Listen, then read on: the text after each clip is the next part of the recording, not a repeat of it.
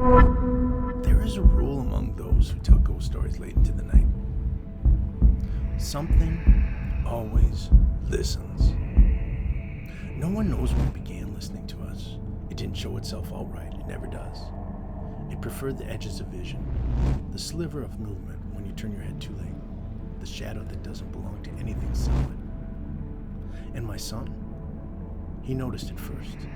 Children always do. He said someone kept running past his doorway. Not footsteps, way too light for that. More like a shape slipping by, fast and quiet, just enough to make the corner of his eye sting with certainty. When he tried to look at it directly, there was nothing. Only the hallway, empty and still. That night, the house grew heavier. When he finally laid down, the room felt crowded as if the air itself had learned to breathe. The bed dipped slightly, the way it does when someone moves at the edge, slowly, carefully, testing. He froze. There was a rustling near the foot of the bed. Fabric brushing fabric. Paper brushing paper. Something shifting its weight. He said it's curious.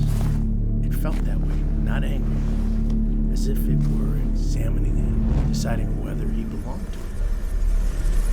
Why not? He didn't scream. He didn't cry. But he texted me. Dad, please come into my room. I told him something I hoped was true. That fear feeds things like this, and the only way to survive it is to refuse its permission. I told him to speak out loud, to claim the room as his own. So he did. He told it to leave. He told it was not wanted. He told it had no place in our home. The pressure lifted. The room went still. The house exhaled. By morning, nothing was where it should have been. Every electronic device in his room had been unplugged carefully and deliberately, as if by hands that understood outlets and cords. His phone lay dead, stripped of its voice. His homework, papers he knew he left on his desk, had been stacked neatly on the opposite side of the room. His shoes were gone. We found them later hidden in the closet behind coats that hadn't been touched in months. It didn't break anything. It didn't leave marks. It didn't take what couldn't be returned. Just proof. Because some things don't haunt to harm. Some haunt to remind you they were there first. And they don't like being told to leave. That should have been enough to stop me from writing. It wasn't. The next night I sat down to document what happened. Just notes at first. Dates, times, details. The moment I started typing, the house changed again. Not heavier, sharper.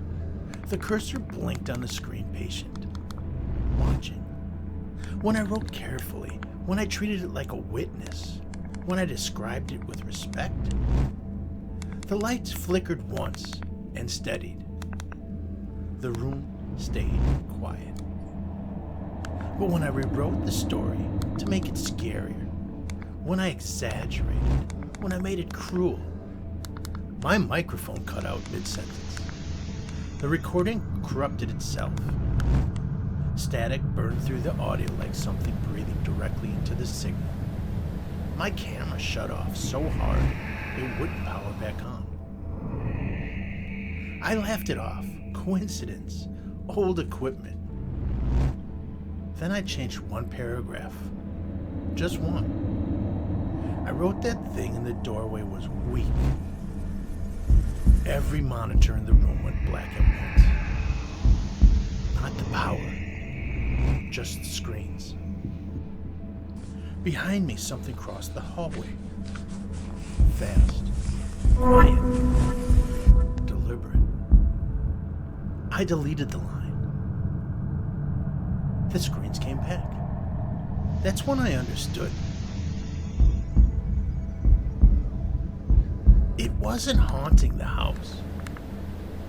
It was reading.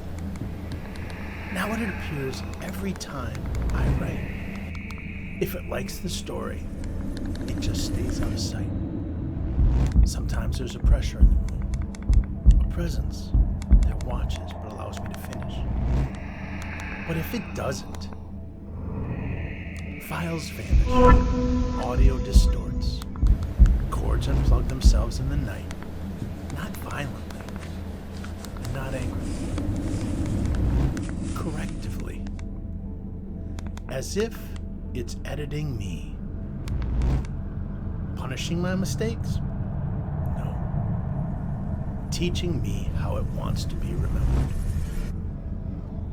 I haven't tried to banish it again, because the last time my son spoke to it, it listened. And the last time I wrote something it didn't like, it learned something new. It learned how to reach through the things I used to tell the stories.